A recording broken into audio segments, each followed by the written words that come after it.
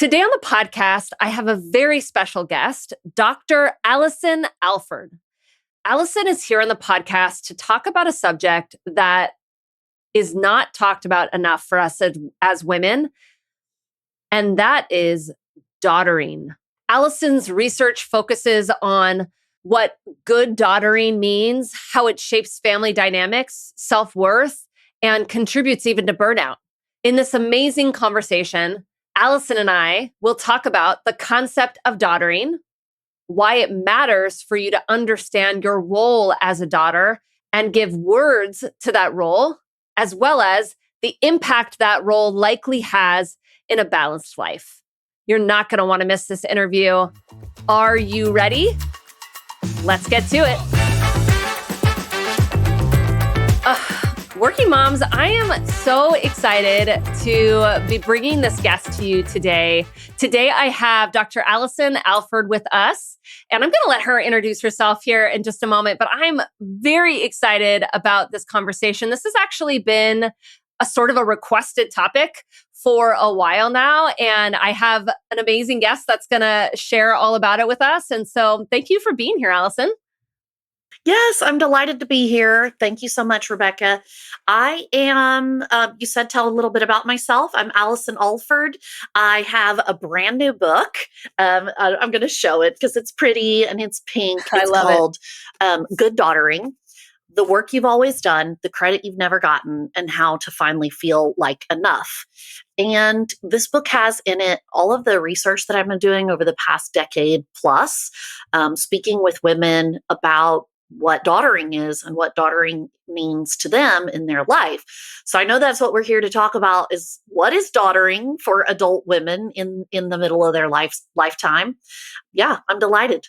So good. I'm so glad that you're here chatting with us about it. I kind of put this into the umbrella of talking about the sandwich generation on some level, right? Because when I think about daughter, I immediately, my mind goes to us as kids, right? I think about my daughter who's 11 years old, and yet we are obviously daughters our entire life. We get to play that role, but it's become even more. I was going to say crucial, but it has such a bigger impact maybe than it ever has before in this generation. And so this, obviously, in this podcast, we talk a lot about work, we talk a lot about home, we talk about being a parent, but this role of daughter is another big one that comes into play for so much of us as we start to think about, balancing life. And so I'm curious, as we kind of get into this conversation, what does sort of daughtering look like today? How do you sort of define that?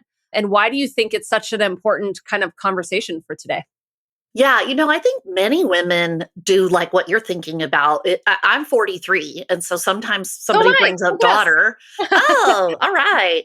And you think of your own daughter, but I'm not talking about our daughters. I'm talking about you and me. We're the daughter. Yeah, exactly. And really what I'm interested in helping women see and think about is the ways that we are doing daughtering, meaning how we show up in our extended family, in our intergenerational relationships with our parents, and the things that we do that really matter for keeping a family connected.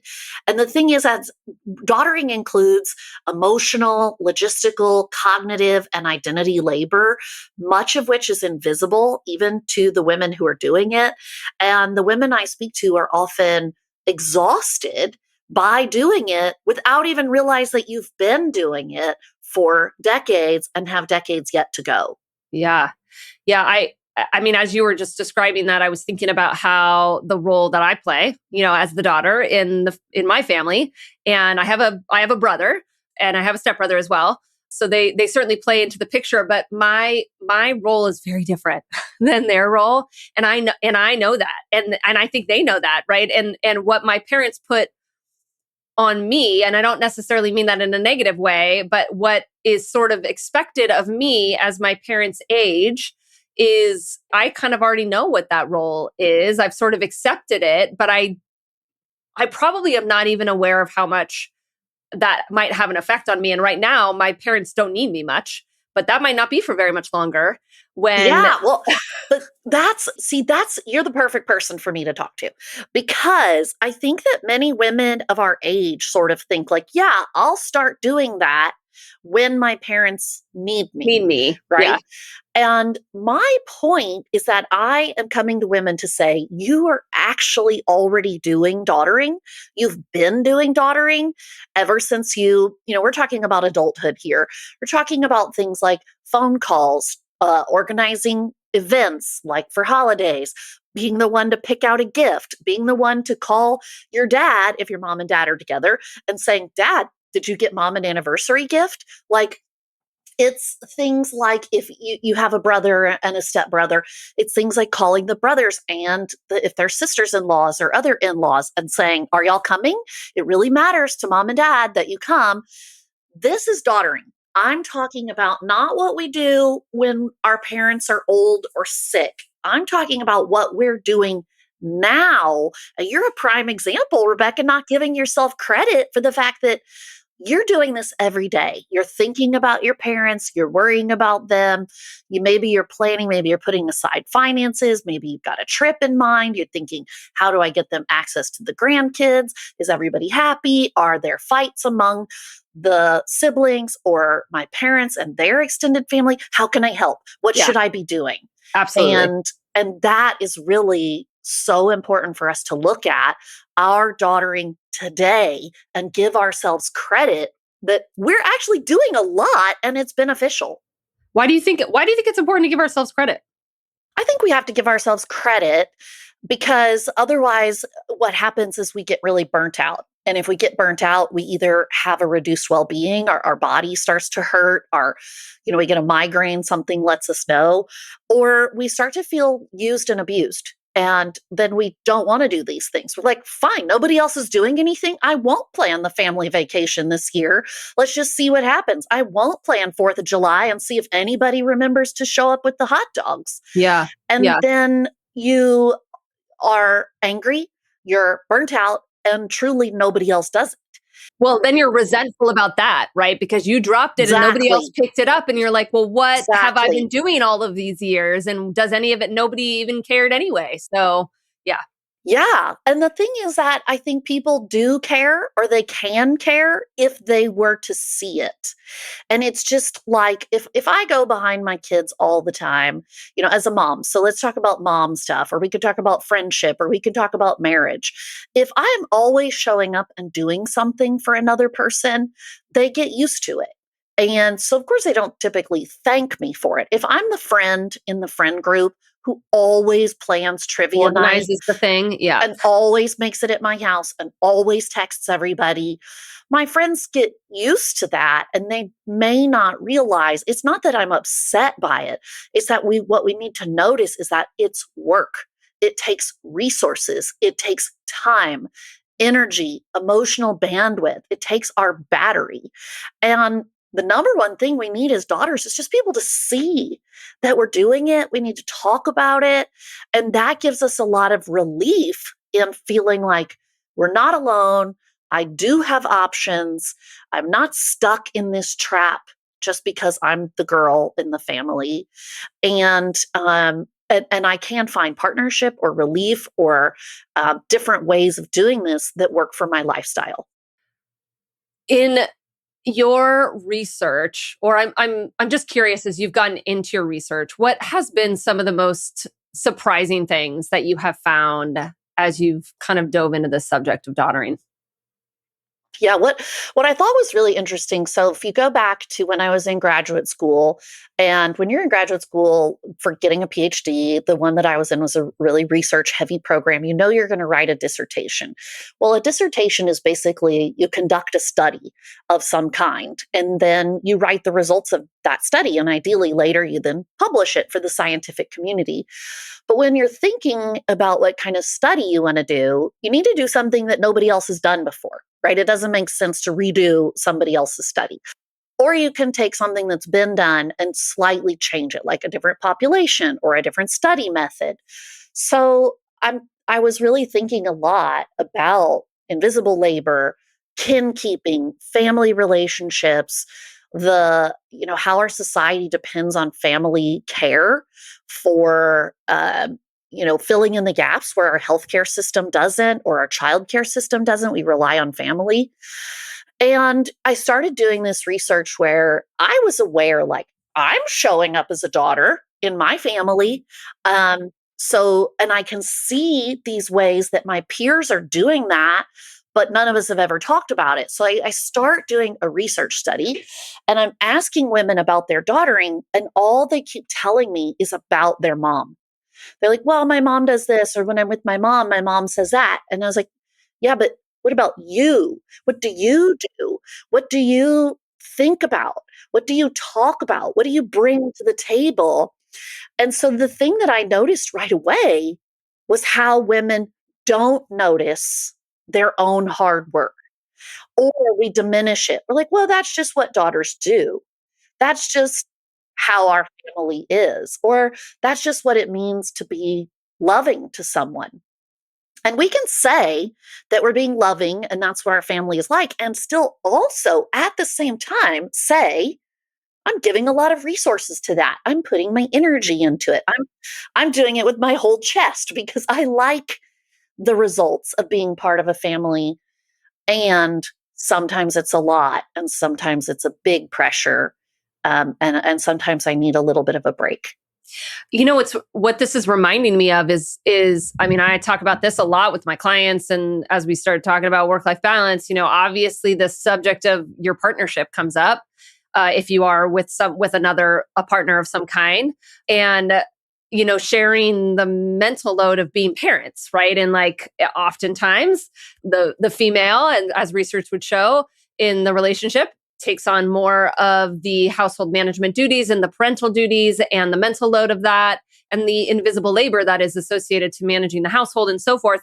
And I think more than ever, there's been more research, there's more awareness of how much women take on in this dynamic, in this partnership, more than ever. I have never thought about it from the lens of a daughter and a son.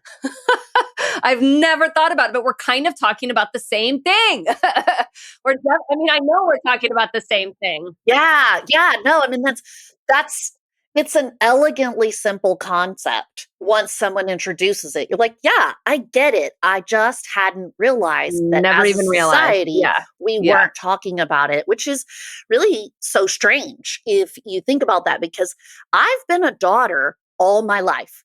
I was born a daughter, and our research shows that you will be a daughter until the day you die. You don't have to have living parents. You don't have to be face to face with your parent to be daughtering. It is something that you also embody as an identity. So, why is it that this role that I do my whole lifespan has somehow been backburnered as less important than being married or being a parent? And to be clear, not every woman becomes those things: married or a parent or a worker or a community leader or a neighbor, but we're all daughters. And it really deserves a position of respect in our lives and in the front of our brain, talking about it, highlighting it, saying, this is a beautiful role that's very important to our families and very important to society. Yeah. And it comes along with it a bunch of expectation A bunch. and taking up of your mental capacity and your emotional capacity in ways that are underappreciated by everyone else, and even ourselves. On Yeah. that So, level. so when I started doing the research, what I found was, okay, let's try to categorize the ways that daughtering is work, or how daughters show up in a relationship. Because I think that one of the easiest, quickest ways to see is when we're doing something, right? Like buying a gift or hosting a family dinner. And so doing or tasks is the first way that we are showing up and giving labor as a daughter. And many daughters often feel like, if I don't do enough visits or phone calls or access to the grandkids or going on a trip or planning the trip or, buying stuff, I'm not a good daughter. And we're really focusing on that doing. But what I learned through my research is there's a bunch of other types of labor. And so that's thinking labor, feeling labor, and what I call being labor, which is identity. Thinking labor is giving mental space to something. Like I'm sitting at my desk, I'm typing, I'm at work, but I'm thinking to myself, oh, I wonder if my mom got that magazine in the mail that she said she'd been wanting. I mean, I'm just thinking of the person. Maybe I'm worrying, maybe I'm planning, maybe I'm just like being, I call it being the cruise director, like Love Boat. And it's like I am facilitating. So that's thinking work. Emotion work or feeling is when I try to make sure everybody in the room is happy. I'm trying to manage and soothe and smooth emotions. I'm taking on emotional burdens to try to help everybody have a good time. So it seems like it's a Hallmark movie. And then the last one is identity work or being work. And it's how we represent ourselves as a daughter of the family, even if nobody else is around. How do I continue the legacy of our family, the traditions of our family, the moral courage of our family? How do I continue those things onward? And that takes some effort. It takes A lot. some emphasis on it. It doesn't just magically happen on its own. Right. Right. I mean, I'm just thinking about how today I walked my kids to school as I do most days. And then I knew my parents just left on an international trip and I hadn't heard from them yet. And so I just should double check to make sure that they're okay. And so I opened up my WhatsApp and I texted and I just, hey, everybody all right? Did you make it there okay? Yeah, that's a perfect example. That's something I do every day. Just I mean, thinking, it's, thinking. Yeah, I love to check on my parents on the Maps app. We've just had some icy conditions here in Texas, and I'll just open up the map and be like, "Are they at home? Did they go somewhere? Are they walking yeah. around? Are they driving when they shouldn't be driving?" As if I'm somehow in control of them. But that takes us Or what are you into going to do if you this. found out that they were Right. driving? And I think that one of this takes us into one of those places that help is a great point to go to, which is sometimes we make the mistake of, as daughters, talking about, well, now I'm parenting my parent. I'm trying to raise these people. I'm trying to get them to be sensible. And that's such a misnomer. And using the wrong word actually hinders us from getting a full picture of what it's like to do daughtering. When I care about my parent, when I worry about them, when I check on them, when I tell them to do better, I'm daughtering my parent. And I'm really proud of being a little porcupine if I have to, a little crawl in their Yeah, yeah, side. a little prickly. I'm Yeah. never going to be their parent. I'm their daughter who Mhm. loves and cares for them. Yeah. Yeah. And that would fall that you would probably see that in both the thinking in all three, really, the thinking, the feeling, and in the being when you're in that zone. Yeah, these elements overlap. And one of the things that I talk about in the book, I use kind of a metaphor of gardening and being a gardener to try to understand what it's like to do daughtering. Okay, so a gardener is gardening when they're out in their garden and they're tilling the soil. And I mean, a gardener lives for the fruit, the vegetables, the flowers to bloom. And as daughters, we would love for there to be beautiful moments by the fireside, and we play a family game and everybody's laughing, and but a gardener also has to think about their garden when it's time for the weeds. A gardener is thinking about their garden when they're at the bookstore buying a book or new gloves. A gardener is a gardener when they're making a TikTok video about garden talk. And those are the same things about being a daughter. We are daughtering whether we're at the bookstore or making a TikTok or standing face to face with our parent Yeah. in the flowers and in the weeds. I think it's so important to think about daughters are often the prickly people who have to bring up the difficult things. I mean, Yeah, are they are. those sons going to do it? I Probably don't know not. that the sons do it. Not always. It depends. Yeah. Yeah, absolutely. And kind of going on into this subject a little bit, of we keep going a little bit further and we kind of start talking a little bit about being a part of the sandwich generation. Because I would imagine that, and I don't know, you tell me, but because I haven't, I've done little to no research on this, But I would imagine our roles as daughters has probably shifted quite a lot as our parents are aging, they're getting older and living longer, and then expectations around caretaking has shifted dramatically in, at least in America, over the last several centuries. I would, not centuries, over the last whatever, many years. Decades, So, like, how yeah, many years 50 is that? years for Decades, yes, sure. decades. Social Security and All the the things. So boomer generation. Yeah. I'm curious how you see these things coming together, and the impact of being, how this all plays out and being the sandwich generation. At least you and I are, for sure.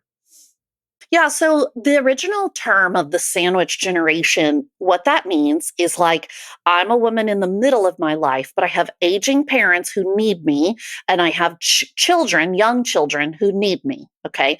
And there's sort of also this sort of partner romantic interest mentality that we don't say. But in addition to that, the sandwich generation is a lot of us as women, we're working, we're in paid employment, or we have careers. And so the idea of the sandwich generation term was meant to say we're like being squeezed and kind of needed from all sides.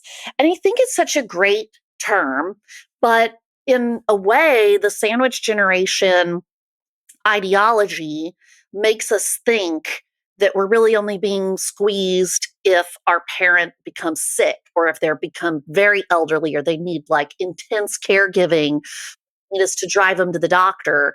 And I want us as daughters to recognize we have been giving and doing and providing for our family connection, for that system to stay in place over decades. But it's so important for us to recognize that what a 20-year-old daughter does is different than what a 50-year-old daughter does.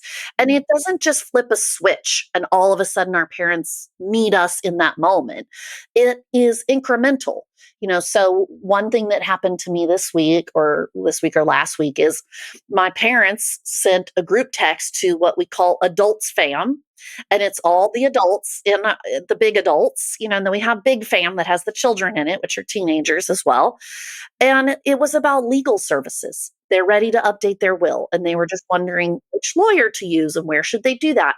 That my parents live together, they live alone, they drive, they're very independent, so they don't need like caregiving from me, but they wanted a little bit of feedback, not because they're incapable, but because they wanted to share this idea of what should we do about our will or a trust or legal services? Which city should we do it in? Which lawyer should we use?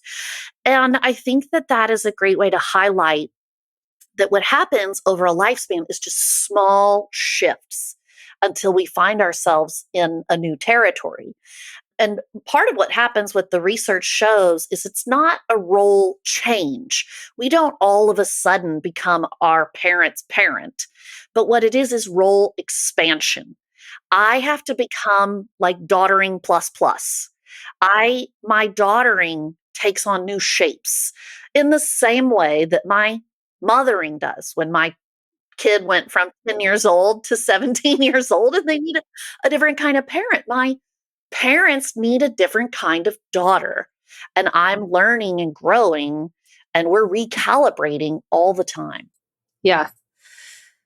So I want to circle this back to, really the topic of this podcast, which is work-life balance and how this Yeah. fits into that subject. So I'm curious, as you hear that, as we kick that off, what are some of the things that start coming to mind? Some of the most important things that come to mind are that when we're at work and we need to take a call or help our parent with something or organize something, or our parent comes to town and we need to take time off, we need to calculate that the same way we would calculate PTO for something else. We need to recognize this is taking my resources. This is a valid use of my resources because keeping my family connected is valid. And if I feel odd or awkward about taking paid time off or telling my employer where I'll be, and they don't seem to think that that's reasonable, then what I need to notice there is that they need to catch up with the times. Because as a woman, a career woman, I have care responsibilities for lots of people. So just like I could take off for a dentist appointment, I can take off because my parents have come to town and it's my responsibility to give them a tour around town. Or they're having an ankle surgery and I need to take off. And if my workplace doesn't value my intergenerational support, that is a workplace problem, not a me problem, that it's not a valid way to take off work. So I can start to kind of calculate or count up the ways that being a daughter takes resources. And if it takes resources, it means time, energy, finances. It impacts my mood. And that is therefore going to impact my work, my career work. And I need to just first start by being aware of it. So I'm not kind of surprised, like, why do I have a headache? Oh, yeah, I just spent 30 minutes helping my mom with the Medicare system. And I kind of need to just calculate it the same way I would calculate if I spent 30 minutes on a call with my kid's teacher. And that matters. It's family, it's important, but it cost me something. And so I'm going to have to weigh that in the balance with my career. And it might mean that sometimes I need to say no if I don't have the bandwidth for that daughtering at this time because of a work project. Yeah, let's talk a little bit about that because I have no doubt that saying no to your parent is a much harder no than almost any other no that might come up. I mean, certainly saying no to our kids can be as well, but to say no, I can't do that for your parent for work reasons or other demand reasons, like, whoa, the amount of daughter guilt that might show up because of that feels like a lot. Are we allowed to say no to our parents, Allison? Yeah. Yeah. I mean, just picture, let's say, you and I are at work on a Wednesday and it's 10 a.m. and my child has a cutesy little recital at school. And I'm thinking to myself, why did they schedule this for 10 a.m.? Why do they do that? I know. I know. And so if I can't go at 10 a.m., what do? I get my partner there, or I get my sister there, or I get a sibling, or I get another mom to record it for me. And I tell my kid, I'm so sorry I couldn't be there, but I want to celebrate with you after school. I want to get you a cupcake. We figure out ways to balance it. And it doesn't mean the guilt goes away, but we also have to determine sometimes as adults what's reasonable. I can't take off every Wednesday at 10 a.m. if the big client meeting is at that time. I think what happens as daughters is we're not really bringing how much we're doing to front of mind. And it's not scheduled like that. So we're not noticing times when times to say yes and times to say no. So part of the book is about bringing to the forefront, what am I doing as a daughter? And then I can calculate or calibrate how much do I have to give? And then if I can't give to that event or that family drama of the moment or that in this season, what I can do is either send in my emissary, which is equip my brother to do it, equip my spouse to do it, equip one of the older grandkids to do it, or I can say no, or I can say, let's talk about this after work. And so those are the kind of things that if we don't ever look at what is happening or what it's costing us or talk about daughtering, it kind of is like we gaslight ourselves that we're not doing enough. But actually we are, and actually these boundaries are really reasonable. And that's kind of the antidote to feeling chronic guilt, is talking about it and showing everyone around us what's reasonable and what's unreasonable for us to participate in. One of the conversations I have with virtually every client is, what does it mean to be a good mom? Because that's a subjective idea and you just get to decide what a good mom means and what kind of mom you want to be and what kind of motherhood experience you want, because it's not going to look like anyone else, right? You just get to decide what those expectations on some level are for you. And it strikes me as exactly the same concept here as we talk about being a good daughter. You just get to decide what a good daughter means. It does not have to mean answer every phone call, go every time they need you, show up every time you're requested, coordinate every event, make sure you're connecting X, Y, or Z. It could mean that now for you, and you didn't, maybe this is the first time you're ever hearing that you get to recalibrate those expectations. And if that's true, I hope that's your takeaway and go do that. But it strikes me as this need, this starting place of actually defining what does good daughter mean to you? Yeah. Yeah, and that's kind of what we talk about in the book is so putting language to daughtering gives us a way to then start to talk out loud about what is good daughtering. And what I advise, what I think is so helpful in a way, now I'm a professor. I'm a professor at Baylor University. So when I teach classes and I give an assignment, I always give a rubric.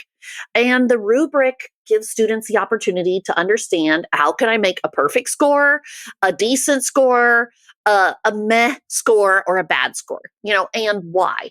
I think that we need a rubric for daughtering in the same way that we probably need a rubric for parenting. Like if I were to say, I'm going to go to 3 of those little plays a year. And if there's more than that, I'm not going to be able to make it, but I'm not going to feel bad about it. So we make a rubric. For me, part of that rubric is saying, here's how many times a year I'm going to visit. Here's how much money I have to give toward a family vacation. Or just last night, my husband and I were talking about whether we should be putting money in an account that's for the future. It's for 10 years in the future. So maybe I'm calculating how much money I have. Or if you live across the country from your parent, money is a big deal because every time you go see them, it's a plane ticket and a hotel room. I think it's reasonable to put an estimate on each of those things. Here's how much money I have for visits for this year or this season. And also to say things like, here's how much time I have, again, for phone calls. I'm going to call once a week, or I'm going to call every day, but for 5 minutes. I mean, you decide, but sort of the key is you've got to make it permanent. You got to write it down, or you got to tell people. Right. And then my second hack for that is, so first write it down, make a rubric, make sure you've got kind of an idea of, what do I think a really good daughter does in my family, in my life? And then my second tip is aim for a B plus. You're not going to hit Amen. every row of the rubric. Preach it all the time. B plus is great. A B plus daughter. And it really comes from this idea of parenting. It talk about the good enough daughter that Winnicott talked about with attachment theory.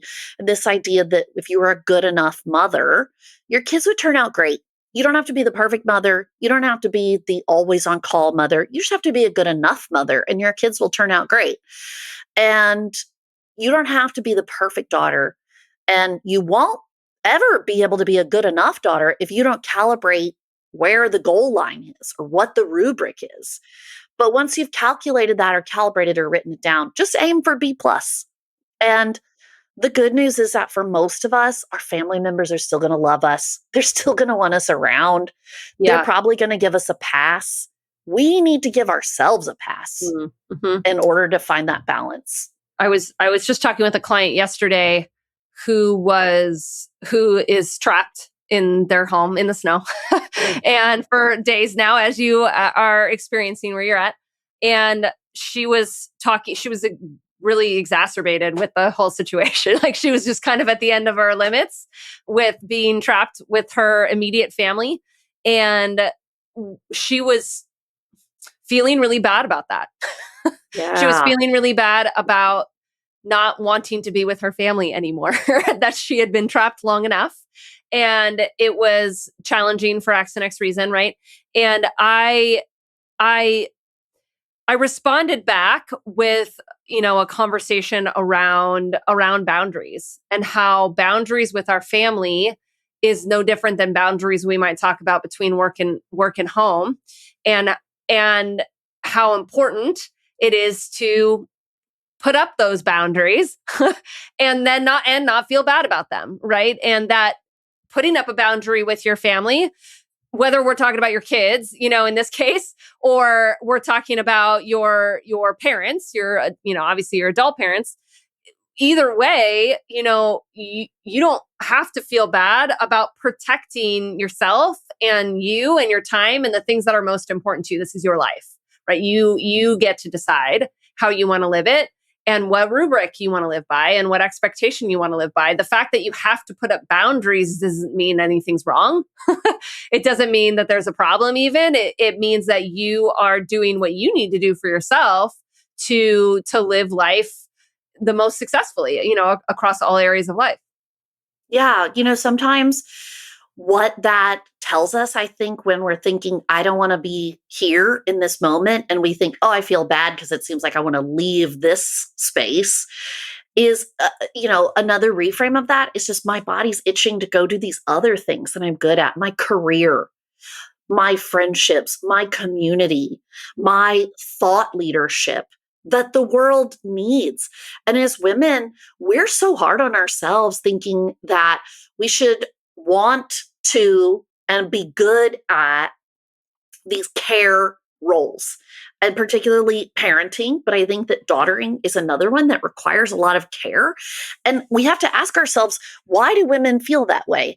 And my answer to that is because we live in a society that values women as carers, as maternal bodies, as and our society doesn't do as well at valuing our knowledge, our tasks, our doing, our governmental positions, our moral courage.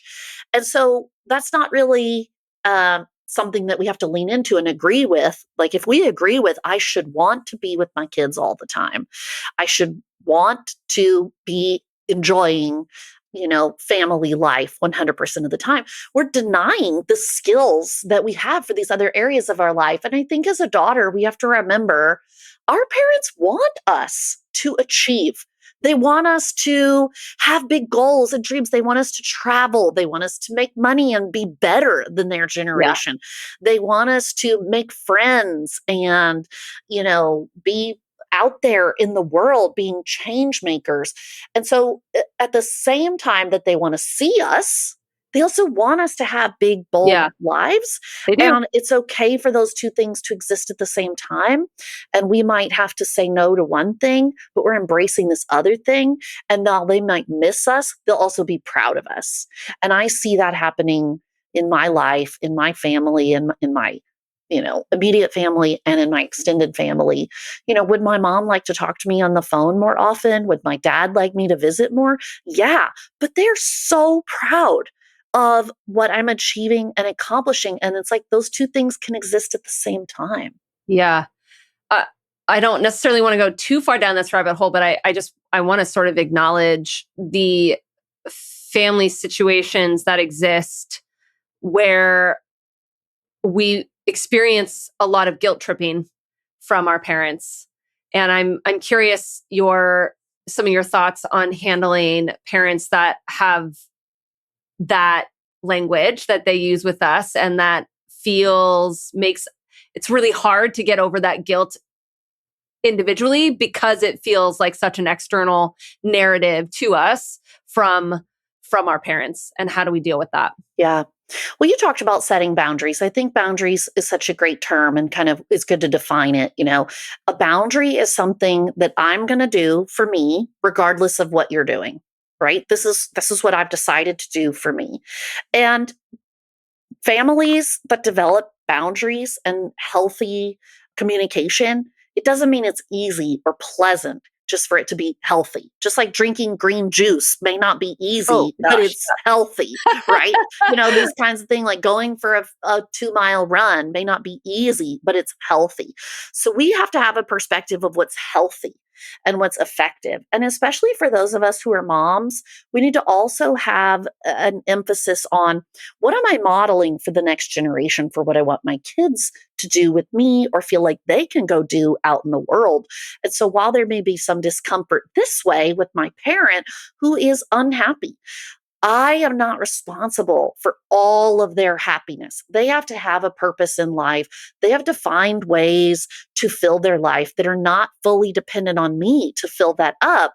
And if I make a boundary where I refuse to be their entire world, I'm not just denying something to my parent, I'm modeling something healthy for the next generation. I'm modeling for my spouse or my partner that I choose them and not just choose my parent all the time.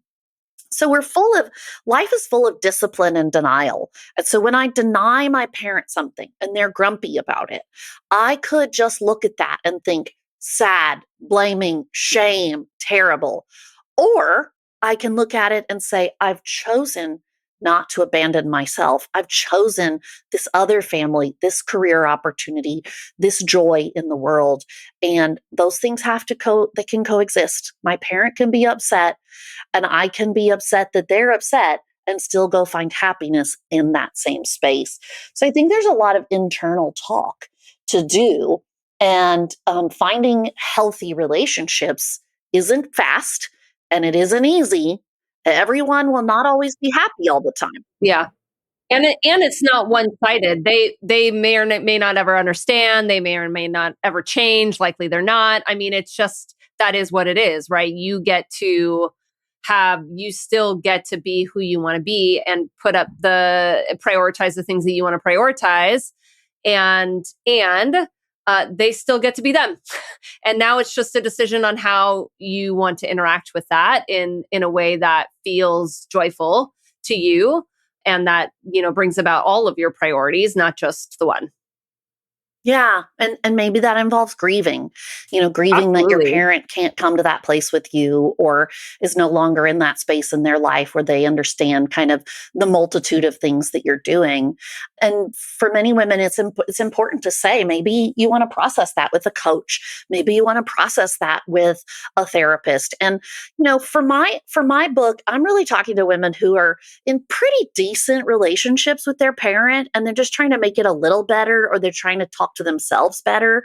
If you're in a bad relationship with your parent, there's a narcissist, there's trauma, there's abuse, there's drugs, there's, some sort of mental illness, definitely go get help and don't tell yourself like I should be able to handle this on my own.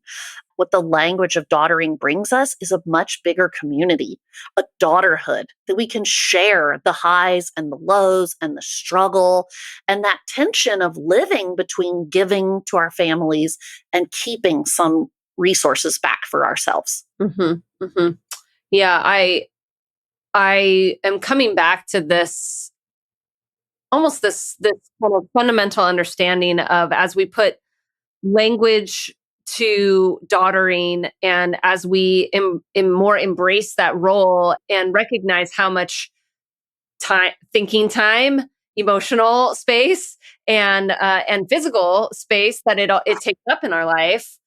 Recognizing that it is a piece of the puzzle that needs to be considered when we're talking about a holistic, balanced approach to our life. We don't want to discount or not give, not give credit, I guess, to this role that is very important to us and that takes up some of our resources, to your point, and that it's going to be a part of this picture. It's not as black and white as sometimes we like to think about work-life balance in this case, since that's what this podcast is focused on. It really isn't just that simple on many levels. And we could start talking about roles in marriage and things like that too, but daughtering is one that needs to be a bucket of its own, and Yeah. to give it that weight. Yeah, we deserve as women to think of ourselves in our full complexity, our full humanity, our full beauty. And sometimes we get narrow in thinking of just wife, mother, and thinking of ourselves as daughter. Daughter deserves to be cared for. Daughter is caring. It brings us into our full humanity. And I think we can find some generosity for ourselves in that space. If I think of myself as a daughter in the same way that I would be generous and gentle with someone else's daughter, then I can find that gentleness for myself. And when we model for the world that women have this full spectrum of identities, of roles, of places. It brings us closer to thinking woman congressman, woman doctor, woman neighbor, woman, leader, woman daughter, woman mother, woman caregiver. we put those in maybe the right order or a different order, and each of us have a different order. And every single thing about us doesn't have to be soft and, kind all the time. Yeah. Sometimes we're prickly and we're pokey, and we're the ones who are out front saying, go, fight. I don't know. I kind of went off the rails there a little. That's okay. I But love it. I like to think of women in so many capacities. And I think when we get into that mindset of considering daughtering in that way, it helps us expand how we think of women and what we allow ourselves to be.